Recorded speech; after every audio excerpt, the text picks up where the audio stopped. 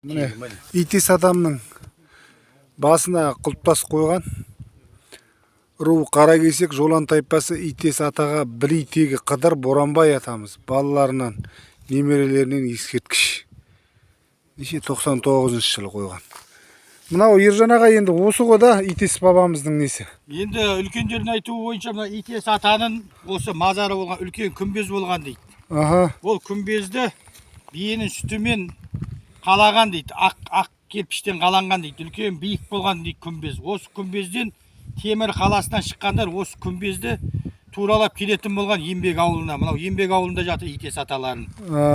Міне ана шеті ана қадада міне төрт қада қойған міне үлкен болған итес атаның. Бір қазығы мынау ғой міне, Бір қазығы міне тұр, бір қазығы міне. Бір қазығы ана жерде ана шеті. Мына қазық. Ане шеті үлкен күмбез болған. Сонда бір құлатып тастаған ба не істеген? Оны орыстар бұзып алып, ана шестой деген ептекачка бар, соған баня салған дейді біреулердің естуіміз бойынша. Ол бірақ әулие кісі болған, кирпіші құлақ балай беретін болған. Қалағанда. Тұрғыз алмаған бұның кирпішін, осы пайдалана алмаған итес атаның кирпішін. Бірақ сол орыстар бұзған. Мынау жаңағы неден түйенің сүтінен Биенің сүтінен қосылған кесек қой. Несінен қосылып қаланған кирпіш дейді, қолдан соғылған міне. Қалай мықты жасаған. Енді болашақта осы жерге күмбез салу керек. Ұрпақты жинатып. Солай емес пе Ержан аға?